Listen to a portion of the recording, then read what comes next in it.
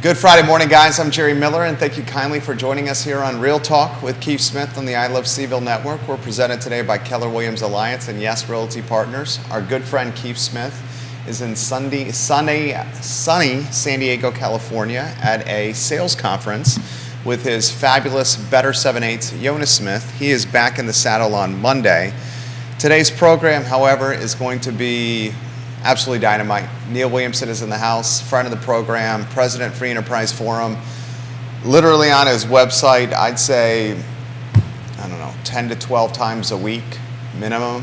Some days I'm checking multiple times to see if there's a fresh piece of content on the Free Enterprise Forum. He constantly is offering thought-provoking comments during some of the other shows we do and asking the best of questions. To say that Neil Williamson is a source or a guide or a wealth of information is a huge understatement. The guy just has what we call on this set institutional memory on so many different silos of policy and content and progress and development. He's just a sage, if you may. Judah Wickower, if you could go to the studio camera and then the two-shot and welcome Neil Williamson, who's got his William and Mary Tribe shirt on. I think it's great. That's a great color on you there. Was that the game day collar shirt for you? No. The game day shirt probably said William Mary Football, but you have to know that this and the other 7 or 8 William Mary shirts I have are probably the most expensive shirts in my closet, as both of my children graduated from the College of William and Mary. College of William and Mary. A lot of people don't realize this. The academic standards to get into William and Mary more challenging than the University of Virginia. SATs, GPA, etc. It's really the best of the best from an academic standpoint, William & Mary and Williamsburg. My friend, where do you want to begin? I'm going to follow your lead here. We got a lot to cover. We could dot the I's and cross the T's from the Donna Price interview from yesterday. Sure. Anything you want to cover, I'll follow your lead. I'm happy. I thought the interview yesterday with Donna Price was quite good. I appreciate Supervisor Price tends to frame things in a different way than some other people.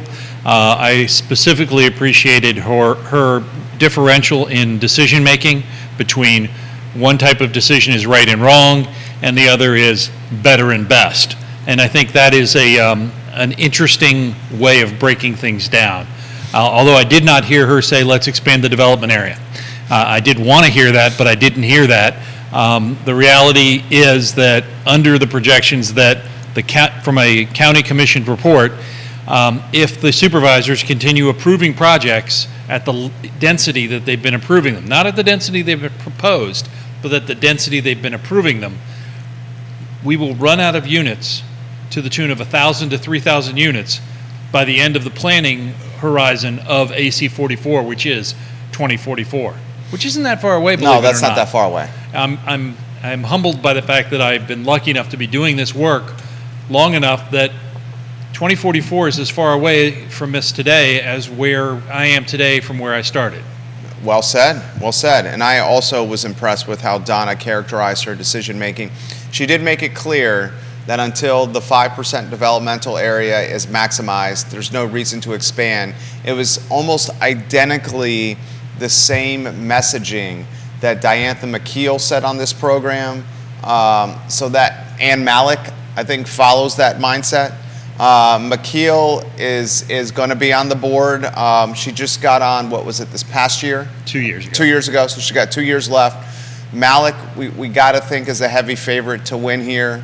I think Mike Pruitt genuinely would expand the developmental area. Well, I think I think TJ Fadley would consider it. Sooner or later, you have to recognize what happens if you don't expand the development area.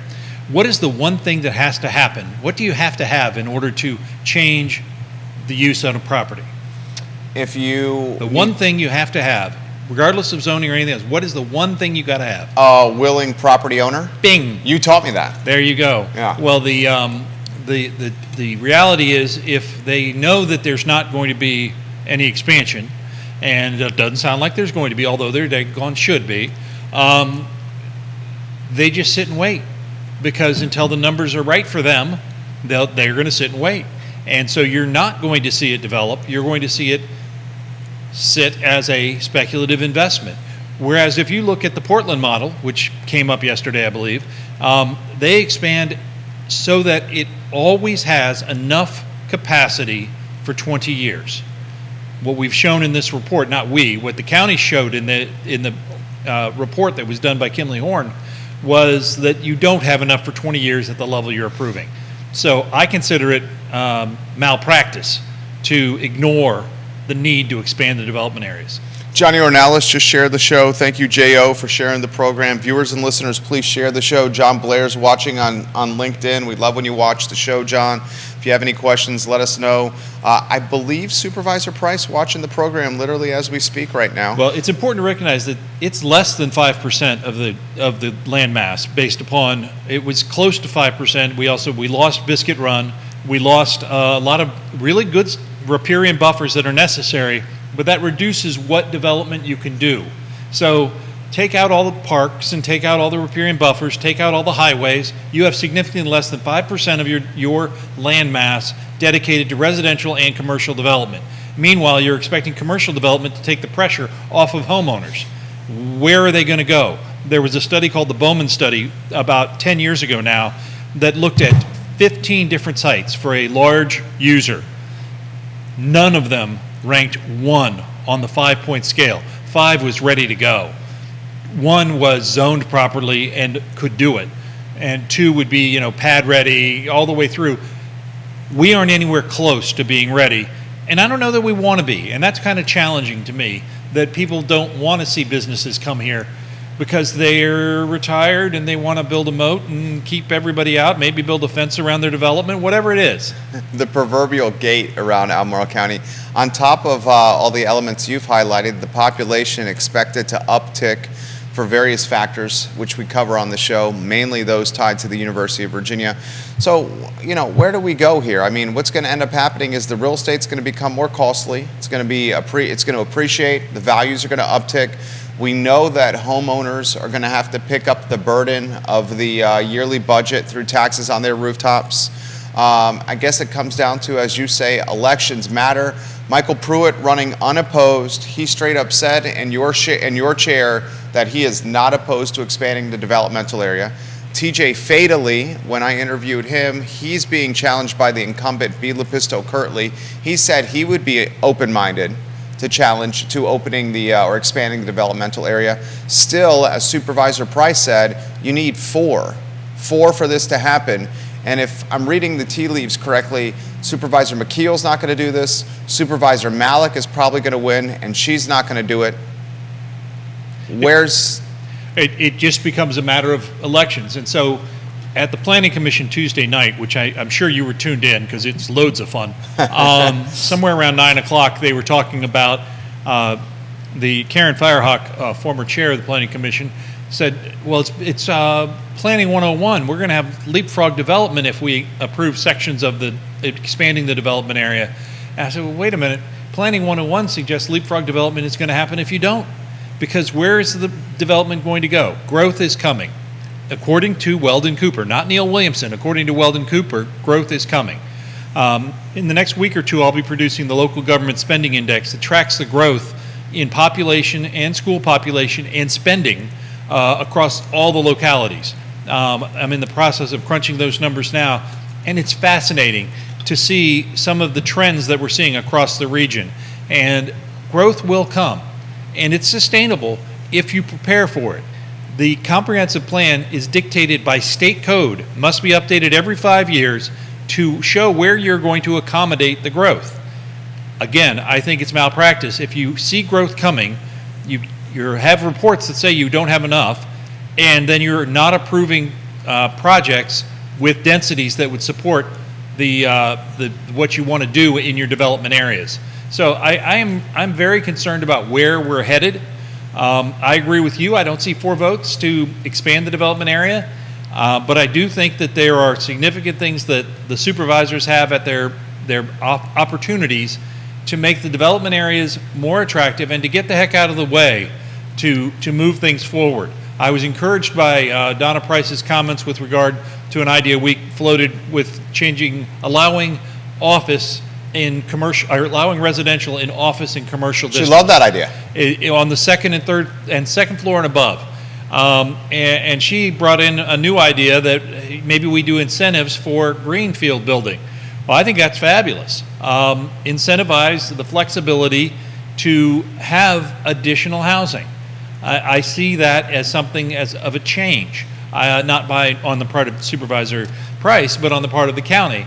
I think that there are opportunities that could go piecemeal, whereby, say you look at something, a mall that is a larger mall, and I was at the Architectural Review Board on Monday. I'm sure you were watching because it's riveting TV.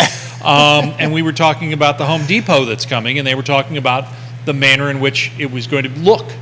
And thinking about it, I was like, okay, you've still got this other part of the mall to be developed, and you could do residential there, and that could feed. When I went down to South Carolina last year about this time, we took a look at Greenville, and I know you've been to Greenville. Love Greenville. One of the things that Greenville made a conscious decision is downtowns don't thrive without residents. So they built residences around the downtown. I think that's something that Albemarle County can really learn from. Katie Pearl, hello. Dr. Wolf, hello. Brent Lillard, hello. James Watson, Tracy Green, Dr. John of Pro Renata, Bellamy Brown, Laura Fauner, Johnny, Taylor Sutton, hello. Heather Walker, Brittany Gray, Richard Fox, Michael Plecker, Valerie Young, hello. Welcome to the show. This is a question from Grayson. Before I get to Grayson's question, John Blair says you're dropping knowledge bombs right now. Mark Lickman, Kerry Rock, hello. This is from Grayson. If the developmental area is expanded, where would the growth first happen, Neil? There are many concerns to be considered. Rather than, the last time we did a development area was the Carter administration. You remember that, right, Jerry?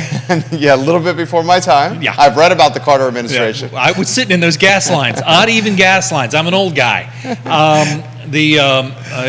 Judah, don't laugh. You weren't there either. The idea then was to focus on watershed and protecting the watershed. And so we built the development areas based on protecting the watershed. That's good, but we've also learned a lot about watershed protection and ways we can do that. The question now becomes, what natural areas do you want to preserve? And let's look at the highest value. Lonnie Murray brought this up. Look at the highest value of natural areas that you really want to preserve because of what Lonnie calls biodiversity. And so those have been identified. So let's look at those and stay away from those. Let's go places where there's less biodiversity that we can provide services. I still like the lasagna model that I stole from Loudoun County, which the lasagna model provides an urban area, a suburban area, a ring of transition, and then rural area. In the suburban and transitional areas, perhaps you allow well and septic. If you do that, then you're going to need a larger lot, but you're not going to need a 21-acre lot that's going to be required in the rural area. Large lot zoning cuts up habitat. Smaller lots, especially if you do it in a cluster, really does work. We've seen it work across the Commonwealth and across the country. So I think those are the kinds of things we need to be thinking about. This is a great question. Leslie, I appreciate your question here on the program. Is it Leslie Baldridge? She says this: if the developmental area is expanded, it's going to only impact the pockets of our community that are already throttled from an infrastructure standpoint. She throws a little zing at me here. We know the development is going to happen to Jerry's stomping grounds in Keswick and around gated communities. Oh, I get so much shade because of the gated community. What do you make of Leslie's comment about the development expansion and the additional density, if it does happen, only coming to areas that are already at capacity when it comes to infrastructure? Your thoughts on that? First off, Leslie, thank you for the gated community comment. I love that stuff. Now, it was a low blow. If the shoe fits. The idea of if you expand it, it throttles it. I actually think if you don't expand it, it throttles it. What do you mean by that? What has happened is the county has failed. Albemarle County promised, I was there, at DISC 2, which was son of DISC, the Development Initiatives Steering Committee, which was son of LURC, which was the Land Use Recommendation Committee or something thereof. Anyway, there have been so many acronyms, it's not even funny. But the county promised concurrency of infrastructure. So There will be things that the development has to add. When you look at a development that goes in, they put all the pipes in the ground, they put all the sewer pipes in the ground, and they build it out, and they turn it over to Albemarle County Service Authority. Now, there's a thing that they do, that developers do, which is upsize it beyond the needs of the community. So let's say I'm supposed to put in a 12-inch sewer pipe, and the community wants to have a 20-inch sewer pipe there. The differential in cost, Albemarle County Sewer Authority pays for so that they don't have to install it, and it's a very good thing because the community increases their infrastructure at a lower cost because all they're paying is the differential, not the installation cost. So I think it's important to recognize the county has not kept up with infrastructure. Some of that is because of state code, and some of that is because, well, elections matter. The state code doesn't allow you to build a school over the size of what you already have proven you need. Thus, kids must learn in trailers for a generation before you expand a school. That's pig-headed, and at the same time, I understand the theory behind it. The theory behind it is you've got to have that need. If you build it and they do not come, then you've wasted public funds. So I understand where it came from. I just think it hurts the kids. A lot of comments coming in here. First, Bill wants to know, during the gas lines of the Carter administration, did you switch plates with your friends for odd, even gas lines? I did not. But remember, I was driving at the time. Actually, I wasn't driving at the time. I was riding in, yes, the banana boat, which I've written about. 1976 Ford Pinto station wagon, my first car. Ford Pinto station wagon. I was. The girls were loving me. Neil Williamson. And I had vinyl seats and everything. Bill McChesney follows. Charlottesville's commercial activity is struggling, especially when you have knuckleheads like the Champion Group failure in the county. Seminole Square, Fashion Square, Albemarle Square are all examples of under-occupied business spaces. I would imagine this comment is done in regards to your fantastic idea of converting commercial into potentially residential. Donna undoubtedly embraced that idea, especially as it pertained to new construction. She said with existing construction, they're going to have to figure out a way to incentivize the property owners. With new construction, pretty straightforward way you could do that. Well, I'm suggesting don't incentivize. You don't have to incentivize. Just get out of the way. Tell them they can do it. I'm telling you, well, you could incentivize it. That's great. That's going to take a lot longer. Just change the rules. Make it so you can do it. That will likely free up 100 or 200 units over the course of 2 years. Now, to Mr. McChesney's comment with regard to commercial entities that fail, I wrote a piece probably 2 years ago called Creative Destruction, and the idea of the mall completely changing. I think it was Charming Charlie's went, and that was just enough to really flip my boat. But that and the Champion failure, I really hurt for the employees involved. Same. That being said, business people are optimists by design. And some businesses, if they don't make it, fail. Some failure is part of success. Oh, for sure. You have to try. And so I don't look at, I look at the Fashion Square Mall as an incredible opportunity. The world changed. The kids aren't hanging out at the mall anymore, believe it or not.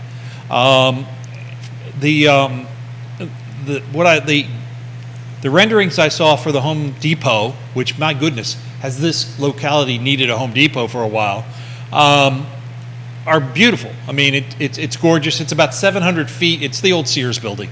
And so that puts it about 700 feet off of US 29. So the ARB isn't as concerned. They're more concerned with the views from Rio Road, which is that corner. And remembering Albemarle County took a portion of that for their emergency services area to do some work, a portion of Fashion Square long-term lease with an option to continue. But there'll be additional development. Very few people here have eaten at the Albemarle County Lone Star Steakhouse. Well, there was supposed to be a steakhouse on that front parcel where the Christmas trees go every year. It never happened because, well, the grade separated interchange won, but in addition, there were other headwinds at the time. I think that was about 2009, 2010 when that was being looked at. I think that business is all about pushing the envelope, trying to answer consumer needs, and if you fail, that doesn't necessarily mean no. In the words of one of my first bosses, John Adams, who was a vice president of sales, he says, well, the customer has two answers. Yes, then shut up and take the order, or no, which is not now, and find out why. Yeah, 100% right, 100% right. James Watson, I'll get to your comment here. Before we do, let's get to the follow-up comment from Leslie, and she says, we know that the development is just going to happen along Route 29 if the development area is expanded. It's not going to happen, like I mentioned, in the Keswick area, and it's likely not going to happen in Ivy or in Crozet. Crozet's at capacity, she says. How can we trust the county to do this correctly when we can't even get the kids to and from our schools? When buses and routes. She says, this seems to be a project that is, while needed, very concerning for a lot of us. Oh, it's absolutely concerning. Not doing it's concerning too. And the results of not doing it, there are two lenses that Albemarle County is supposedly examining this AC 44 plan with: equity and climate change. A lack of expansion of the development areas doesn't meet either of those. It will make things more expensive, it'll make your community more homogeneous, and it will make more people live in Greene, Fluvanna, Louisa, and Waynesboro. That's going to negatively impact greenhouse gases, traffic, and other impacts. So either you want to do this or you don't. And if you don't, that's fine. You become Santa Barbara for newlyweds and nearly deads, and that's fine. That's who you want to be, that's fine.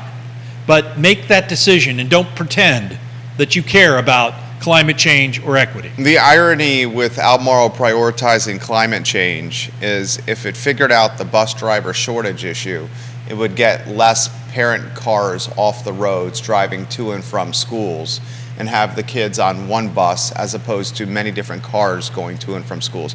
It's a topic for a different day. James Watson jumps in the mix. He says, Neil, any chance we will see mixers use development directly south of town? There really is a lot of undeveloped land just south of Fontaine along 29 South. I understand there's a lot of steep slopes there, but it's otherwise undeveloped. I think that's one area that's well worth looking at, but the steep slopes probably should be protected because we see what happens on steep slopes. Anyone can engineer anything, but steep slopes are something that the county has put a value on, and so I think that they will examine that. I know of several landowners in the South 20 area that would be interested in development, but I also know several large landowners that would be interested in stopping such development. Same is true if you really want to see what will happen in those areas, and really to Leslie's point, examine what happened with Breezy Hill. I have intimate knowledge on that one. I believe you do. Yeah. Maybe you could use the key to open the gate and let us know what's going on in the community. Breezy Hill was a southern development project right outside Glenmore, and the neighborhood Glenmore really rallied against this project. And you had folks who made their professional living in policy and lobbying and legal attorney work, made their professional living in public speaking, made their professional living in negotiating contracts, literally all pulling their resources at one table at the club, brainstorming a plan of attack against this project. And in the grand scheme of things, I would say, and I'm curious of your take on this, we haven't really said winners and losers. I would say they got a win here because they dramatically shrunk the size of the development, which I think was the game plan. So let's see. Originally, I think that project, and again, we don't take positions on projects, so we weren't for or against the project. The idea was to have, I think, 4 units an acre. In the development area where you're supposed to have development. The proposal that was approved was 1 unit an acre. I would say that that's a waste of development area land, but that's not about this project. That's about a 1 unit an acre density in your development area where you say you want development. Well said. But elections matter, and people who show up matter, and the Glenmore community showed up. Big time. Olivia Branch, hello. Thank you for watching the program. You got a lot of the neighborhood watching right now. Liza Borchis, hello. Dr. Downey, hello. Bob Yarborough in Redfields. Kevin Yancey, Waynesboro. Jamie Turner, Culpeper. Roger Voisinay, who I think is now in Canada watching the program. I saw him getting some Canadian dollars from our bank, Truist Bank, a bank we both visit. I'll throw what's happening to Chris Henry on Preston Avenue with Dairy Central, Dairy Market Phase 3 development. He's trying to take asphalt parking lots and buildings that are quite antiquated, the Twice as Nice building, the Fifth Season Brewing building, the Preston Sons laundromat.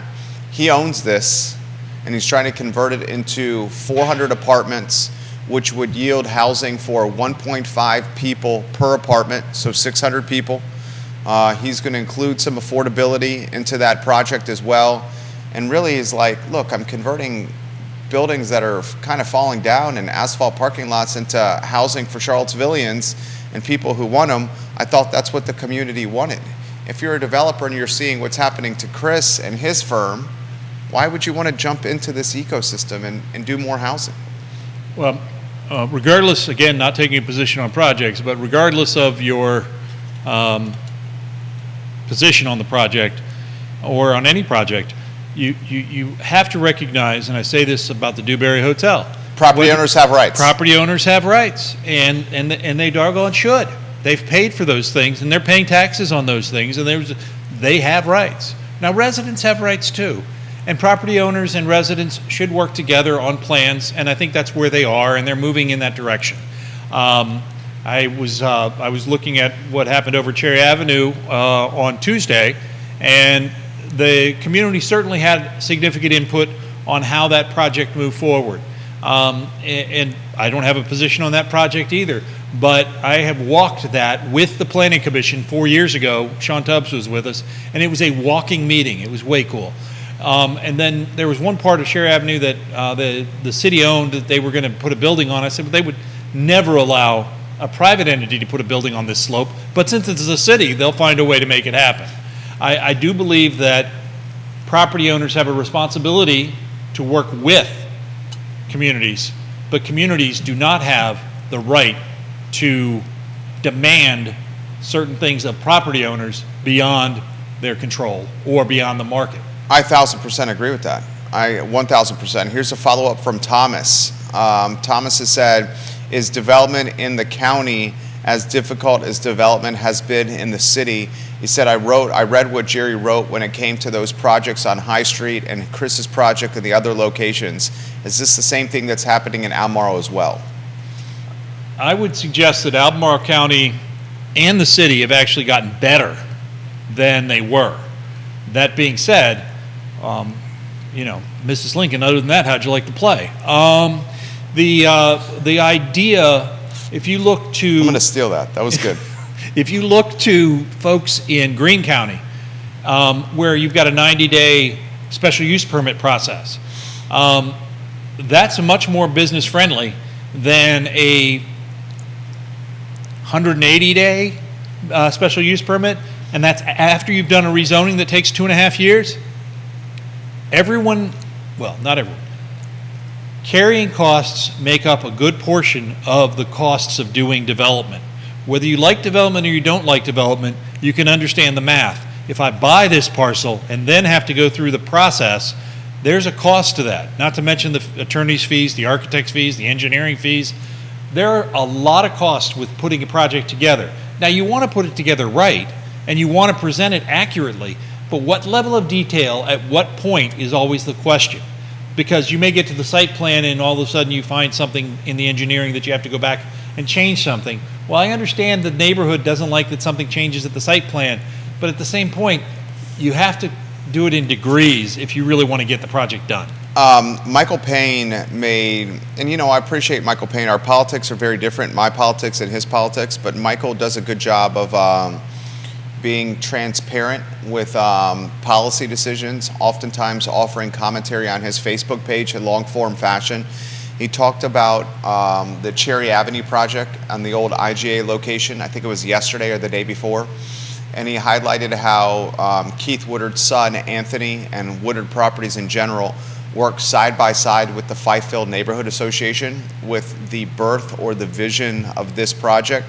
And the Fyffield Neighborhood Association said to the Woodard Properties, Keith and Anthony's firm, that we need affordable housing, we need some kind of grocery, and they're trying to build that. And Michael then kind of did this allusion to Chris's project on Preston and how the Woodards got community input and they said, what do you want us to build? And then he alluded to Chris's project on Preston and he said, this is kind of different what's happening over here. And Michael championed the approach that the Woodards took on Cherry as maybe being a model for development moving forward. Here's the question I have for you. With Chris's project on Preston Avenue, Dairy Market Phase 3, he can just wait until this upzoning is approved and do it by right. Why even get involved now? And I'm just topic for a conversation. Why even bring this to folks' attention now instead of just waiting till the end of this year or early next year to have the by right approval and just do it anyway? Well, I think that first and foremost, I think it's important to recognize I was not at that meeting, but I have seen the Twitter feed of it and seen the video. You're talking the one on Monday? Yes. When it came to 100 people or so? No. The community meeting the week prior. At the church? At the church. Okay. And I take a lot from body language. And what I saw was, first off, Chris Henry was there. Yeah. There's many times you have these meetings, the principal's not there. Right. And he looked to me, and others could have a different opinion, that he was listening. And so when you choose to engage the community and how you choose to engage the community is up to the applicant. I'm sure there are benefits to whatever. It's kind of like playing chess when you do that. But you can't answer some questions if you don't have some answers. And you can't make changes to a plan if you don't have a plan. So sitting down with a blank slate that you don't know if it'll pencil out or not is a longer process than, okay, here's what I could do. How can I make this better? Again, it's the Donna Price thing, better and best. So it is, I think there are benefits to both. I think the long trod that Habitat has gone through with their project, working with residents to build a community that they want. You talking Southwood? Southwood has been how long in development? A long time. And years. And we are now thrilled to be seeing these things. And it is a national model. It is incredible. But that being said, there were mistakes along the way. And Dan Rosenzweig is one of the first one to admit it. It's part of his presentation. Yeah. It's like, they didn't want to have a basketball court. They wanted a square place where they could kick the soccer ball. And which Dan, who used to be with soccer, really appreciated. Loves soccer. The idea that the residents drive the process is great. It is a more intensive process and provides additional carrying costs, but each method of resident engagement has pluses and minuses. I don't believe that having a community meeting within the gates of Glenmore was going to change the position of the Glenmore residents regarding development at that field that used to be in front of their development that they felt like they had ownership of that was actually owned by somebody else. I think you're 100% right. I think you're right. If a community meeting was held in the neighborhood would still have responded the same way.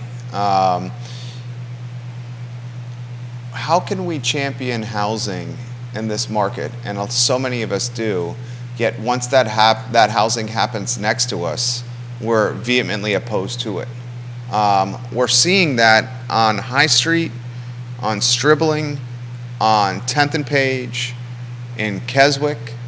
We're seeing that Forest Lakes with the apartment complex that was coming there. RST. We're seeing that on Ivy Road with the college housing developer that's got that plot of land kind of across from St. Anne's Belfield and across from Bel Air. And here's a plug. Do the survey, VDOT survey for Ivy Road. It closes on the 18th. Okay. Everywhere we're seeing opposition. Chris Fairchild, welcome to the program. He's a supervisor in Fluvanna. Curious of your take on some of this stuff, Chris. And I want to relay Chris's stat that he highlighted last week on the show while I was gone.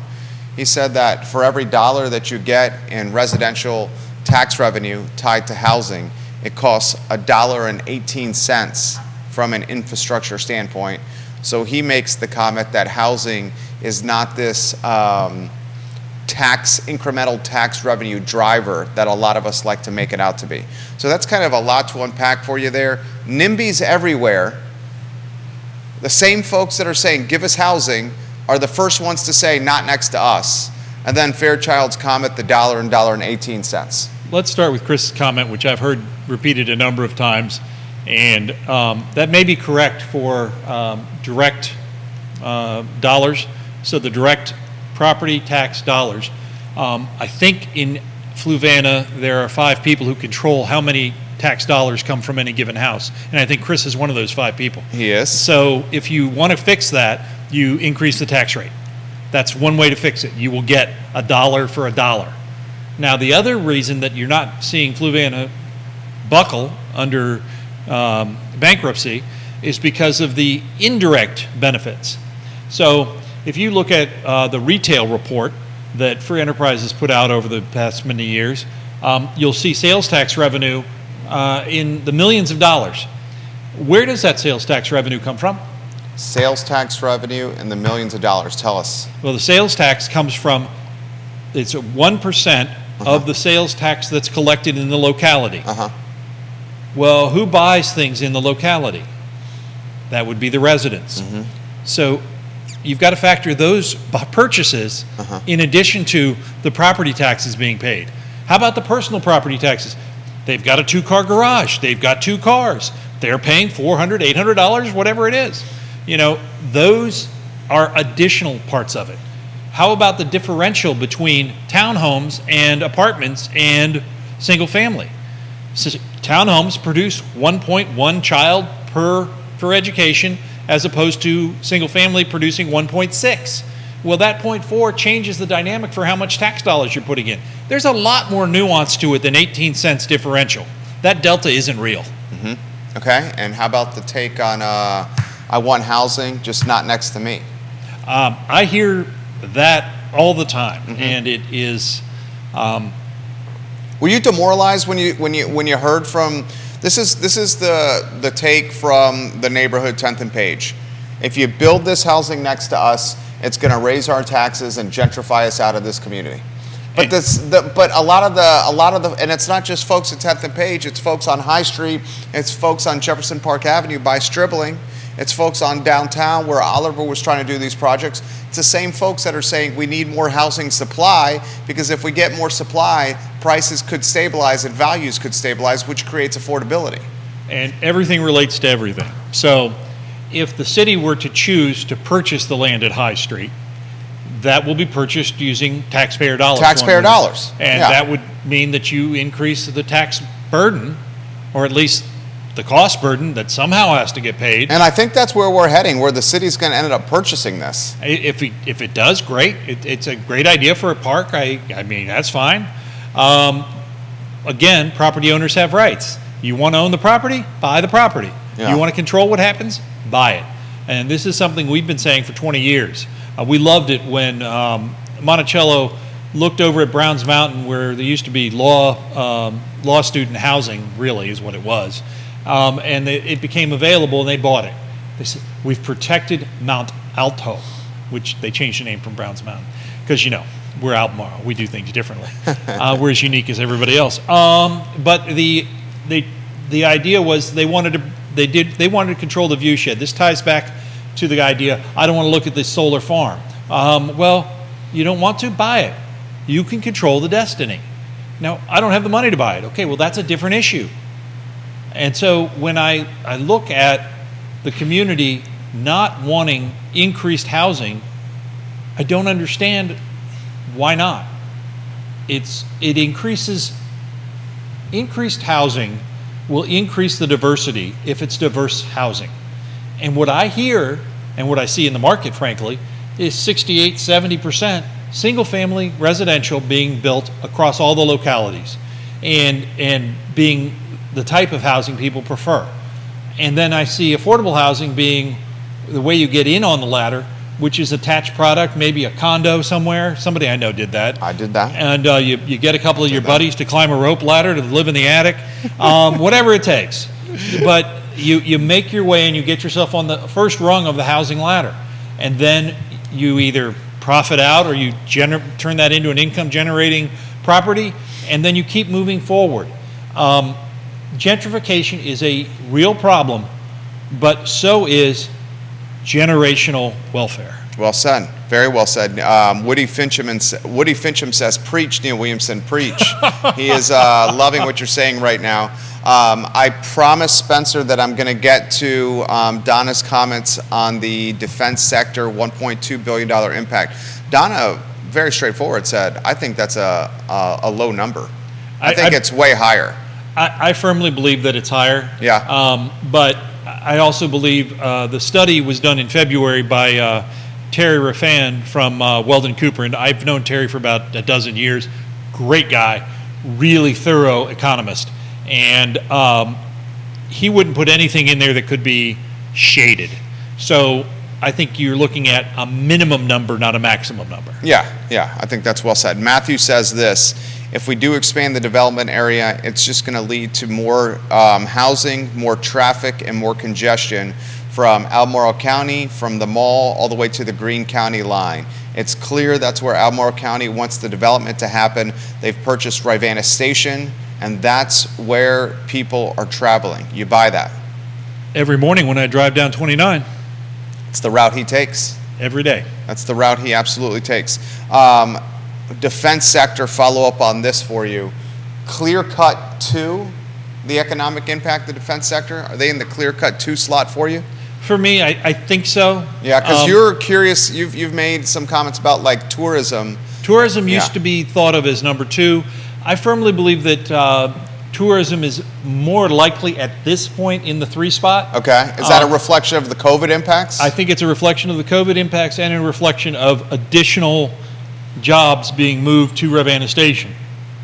Remembering that it's a station, not a base. Right. And there are oftentimes those jobs are not counted appropriately because they're really associated with Fort Belvoir, so they get counted in the Belvoir count even though they're a resident here. This comment's come in via Facebook here. Please ask Neil his take on the University of Virginia. Travis, I'm going to get to your comment here as well, and what UVA should be doing with all this when it comes to housing. Well, I want to take this opportunity to say that Jim Ryan has changed the entire world of affordable housing as it associates with the University of Virginia. Could they do more? Sure. Anybody could do more, but they're doing something. They have 3 projects. They have 2 of them are out to bid now, if I'm remembering right, and I think they've been awarded to Piedmont PHA. I think at least one, but maybe both of them were awarded that way.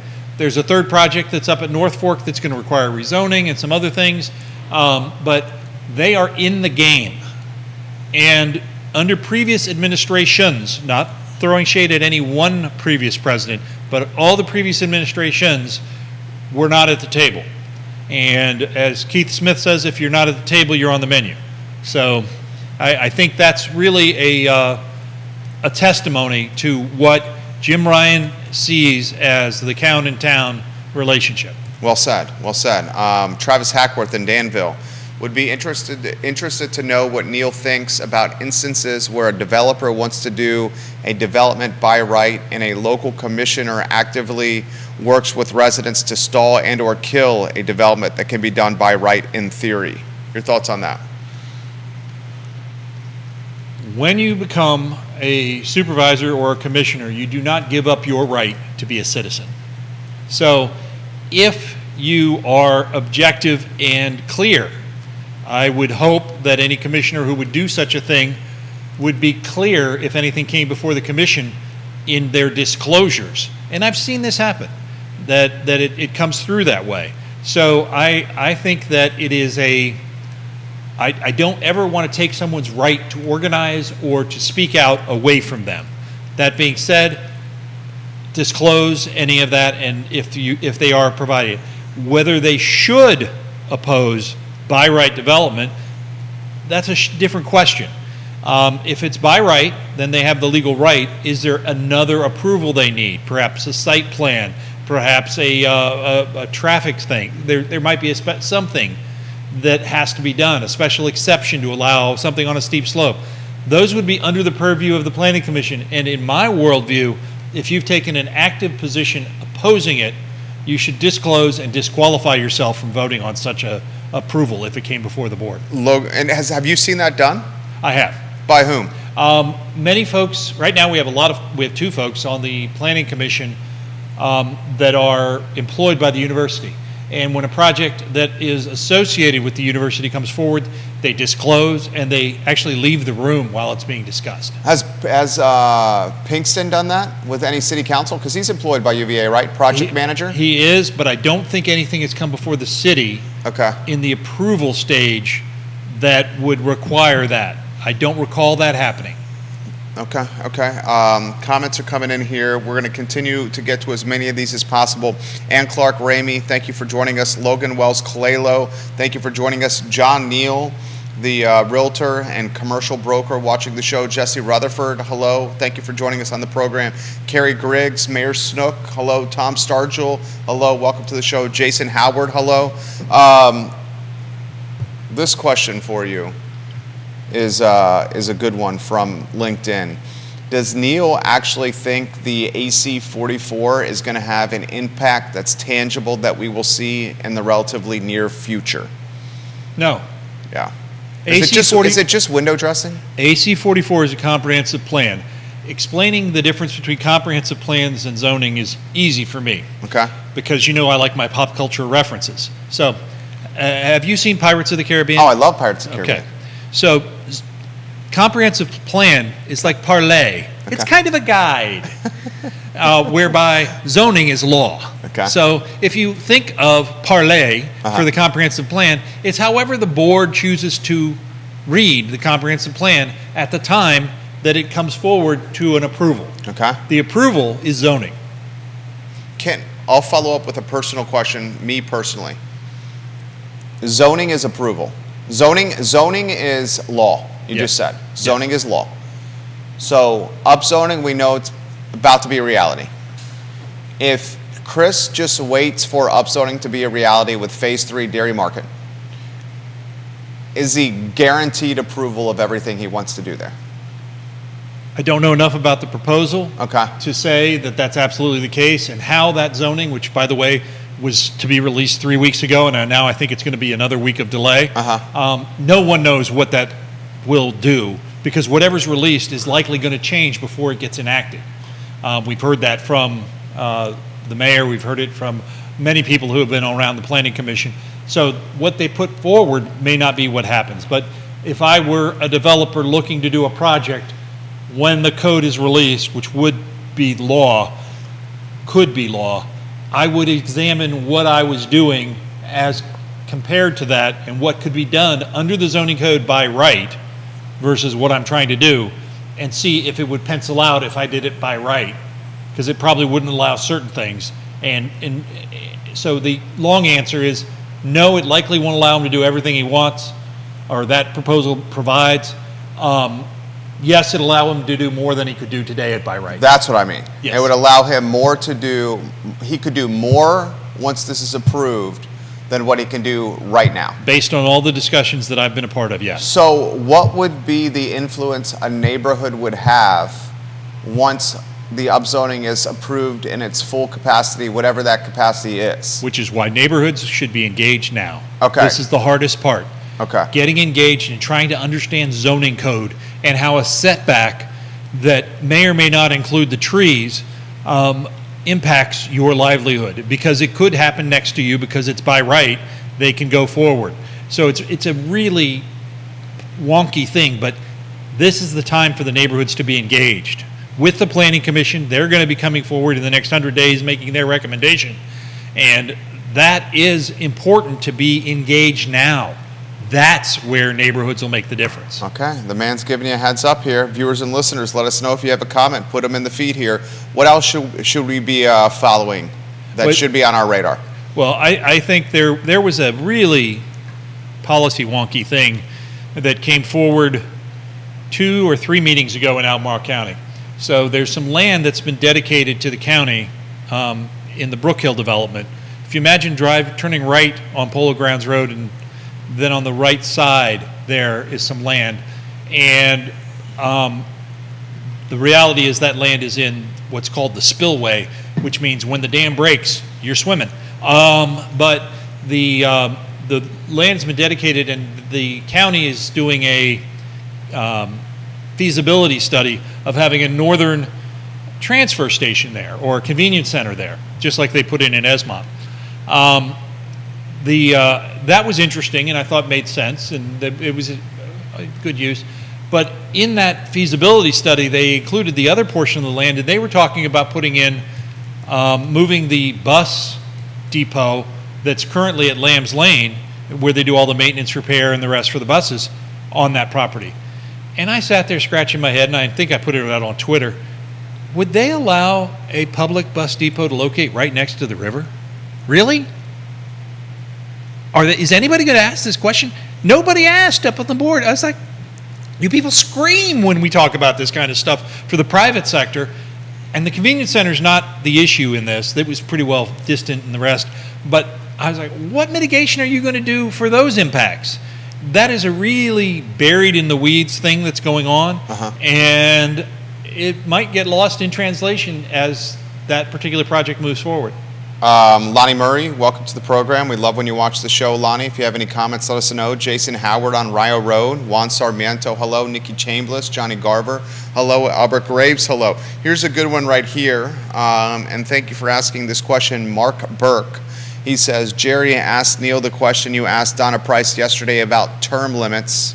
We are also concerned about Ann Malik with 20 straight years on the board if she wins in November. Term limits for supervisors and counselors, Neil Williamson. Well, first off, welcome. I'm glad to hear Lonnie Redcard Murray is on the board, watching. We love you, Lonnie. At the Planning Commission meeting, he is one of those people that you really want to pay attention to what he has to say. He brings forward great ideas that I often don't agree with, but they're great ideas nonetheless, and they prompt conversation, and it's helpful. With regard to term limits, 100 years ago, I did some work in the political world looking at federal term limits, and what I found working for that particular client was that everybody wanted term limits for the bums, throw the bums out, except their bum. So what I take from that is you have the opportunity every 4 years to throw the bums out. I firmly believe that no supervisor should be permanent. That being said, it's not our job to tell them when it's time to go. Elections matter. If the person isn't doing the job, someone should come forward and do it. If they don't, shame on the community for not bringing forward a viable candidate. Devil's advocate with you. Sure. These local races, school board, board of supervisors, and city council have almost evolved into full-time jobs. If not a full-time job, it's a part-time job with a tremendous amount of pressure and a lot of workload. The pay is meager at best. I think the supervisors are making $17K, the councilors $18K, the mayor $20K. I think you get, an extra $900 if you're the chair of the board of supervisors. That's accurate. So here's my point. How can someone who works a full-time job or is living on the financial margin, an underrepresented demographic, even take a job or a position like an elected official? Ann Malik clearly has, and I'm not trying to throw shade on Malik. Malik is just a good example because she's about to win a 5th term. I mean, I would say she's the heavy favorite to win here. She has a huge advantage in that she's retired, has the value and name recognition of being the incumbent. At one time, very much had control of her work schedule when she was working. I mean, that's hard to compete with there, Neil. Yeah, I think there are 2 things you hit there. One was term limits. Well, that's a different animal than the supervisors and counselors are they paid enough? No.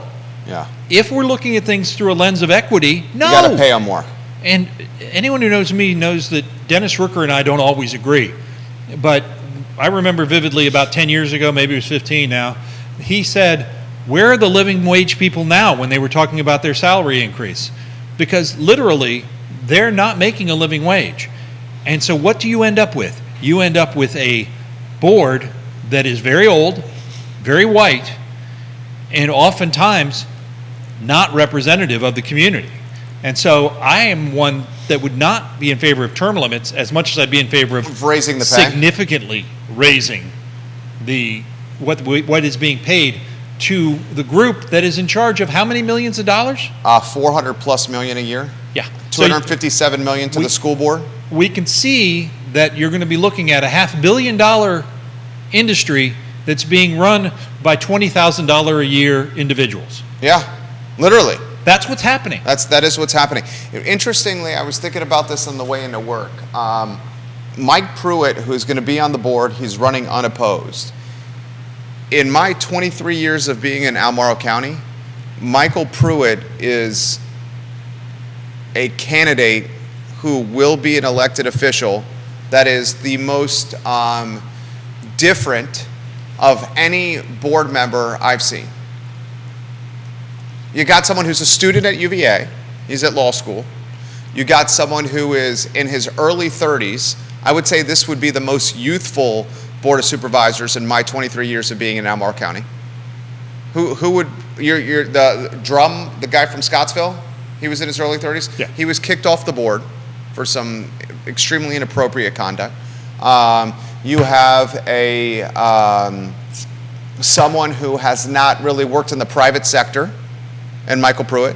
I mean, even TJ Fadley, he's a young guy, but we're talking someone in his early 40s, a business owner, in control of his own schedule, entrepreneur. We have seen a lot of those on the board. But flip this over for a second, because there's a great article this week in Governing Magazine. Now, you really have to be a policy wonk to read Governing Magazine. Okay. And is that a monthly subscription for you? It's a daily newsletter that highlights different articles in their monthly deal. But it talks about the loss of professional public servants.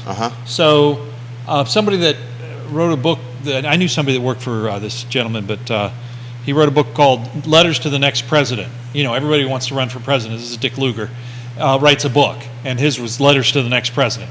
And Dick Lugar was a great centrist Republican, but not a firebrand or anything else, and never was going to be president. But he started off at 35 as mayor of a town, then became a representative, and then did 10 years in the House of Representatives, and then became a senator. You don't have that anymore. Look at President Barack Obama. He did one term in the Senate. You don't have these long-standing things. So I firmly believe that based upon a lot of the seniority issues that are out there, that having someone who has served, as Ann has some merit to some things and some institutional knowledge. I mean, that was a large portion of Creed Dietz's campaign when he was running against Sally Hudson. He says, I have the seniority here. You should vote me because I can keep things moving forward, where Sally and the state Senate would not have that seniority, so things would not get done at the same clip or frequency that I can do. Right, and there's some truth to that. There's truth to it, and there's a learning curve in public policy. Yeah. This year in the General Assembly is going to be nutso. They're back in a new building. We're going to spend the first 2 months figuring out where the bathrooms are. I mean, you've got such turnover. I mean, I think it's 600 years of experience that's being lost after this election between retires and folks that are probably going to lose. That's a lot of experience to be lost. Now, that means you're getting a lot of new blood. That's good. There's new ideas coming forward. But some of those new ideas are probably bad ideas. There always are. And you need to have some of those graybeards to say, hey, wait a minute, when we tried that before, this is what it was. But you got to use the Pocahontas rule. When you tried it before, it isn't now. You can't step in the same river twice. This from Jason Howard on Rio Road. Neil, with Brook Hill and North Point being built north of town, what is the projected impact on county schools? Previous shows on this network have highlighted staffing issues, both of instructors and bus drivers. It's a good question. It's a great question, and I'm happy to say I don't cover the school board or schools, but capacity issues are an issue every locality that I do cover, and the need for bus drivers is true everywhere. But that being said, the level of competition for bus drivers is also very high when you have 5 localities and CAT and the university competing for everybody who's carrying a CDL. This is a very good question that's come in from a follow-up from Spencer. Can Neil offer a Greene County update for us? Sure. Greene County is in a state of transition. As you know, I'm a resident of Greene County, and I have been since 1999. The board, the current board, 2 or 3 weeks ago, had an opportunity in front of it to endorse a potential right-in, right-out connection on the Route 33 bypass of Standardsville. This would facilitate a third entrance for a development that's coming forward. That development can come forward by right today without that third entrance, but that third entrance would allow certain things to happen, and it would create a different neighborhood design than if you only had the 2 entrances. Effectively, it would, by having 2 entrances, you push all the traffic from those 500 units, and if it's by right, it might be like 450 because of the way things will have to be laid out. But it's 450 all single-family residential by right, or 500 with a mix of townhouses, et cetera. The board somehow decided that saying yes to asking the Commonwealth Transportation Board to consider allowing this. Now, this wasn't saying yes to build it. This wasn't saying yes that the state should build it. It was saying yes to the Commonwealth Transportation Board allowing limited access to this bypass. And somehow that became a question about the development, and perhaps they could stop the development if they stopped this. So they didn't endorse it. They were concerned that the special use permit for the development was coming forward at the same time as this, which was going to go to the CTB. What that does is it puts 500 homes right on Main Street in Standardsville. Now, I go to church right on Main Street in Standardsville, Grace Episcopal Church, and I tell you, Standardsville is a great town. They have one of the best 4th of July parades. But I also will tell you that that town will see a huge influx of traffic that it really isn't ready for, and this would have provided an opportunity, not guaranteed, but an opportunity to have a developer build a right-in, right-out that would not negatively impact traffic. Now, the opponent said, well, the folks would have to go up to Selt Road, which is the intersection for the high school, or the schools complex, and make a U-turn, and they're accurate with that, and they don't like U-turns. Okay, that's a discussion to have, but if it doesn't happen, it's all going to go into the town. Those are your choices. So I think Greene County right now is at an influx where they're really not eagerly approving things. That being said, there's a lot in the pipeline in Greene County. I want to say it's 1,800 units near Ruckersville that are going to be coming out of the ground. They're actually clearing the land now, just south of the Sheets, for a really innovative development, and you can read more about it at freeenterpriseforum.wordpress.com. Let's plug your operation. How do we support? How do we raise funds? How do we donate? How do we follow? If you go to freeenterpriseforum.wordpress.com, go up in the upper right-hand corner, and you'll see a subscribe button. Click there. You can sign up to receive an email every time we post a new blog. You'll get an email. You see it in the headline, the title. You're interested, read it. If you're not, delete it. I'll never know. But in addition, if you go to the top bar, there's a donate button. You can click on that. There is a way to donate sending me a check. And there's a way to donate if you click again to donate online. And I encourage you to support us. We only exist because of private donations. We run a lean machine. I am the only full-time employee, but I go to a lot of meetings, and I try and get out to these events and other things to let people know what goes on at these meetings, because it's important, and it's really the future of the community. And the only way you get to shape the future of the community if you know what's going on with the plans for the future of the community. He's the man. Neil Williamson, guys, President, Free Enterprise Forum. I'm on the website right now. Support it, follow it, share it, let folks know about what he is doing. Neil, truly a joy, man. Thank Always you. a pleasure to be with you. It's our pleasure. Judah Woodcower, thank you to you. This is Real Talk with Keith Smith. Keith is back in the saddle, and he's watching us right now. He is back in the saddle on Monday. Keith, we're looking forward to seeing you. I Love CVille show is up in 1 hour and 7 minutes, guys. Thank you for joining us, and take care. Thank you.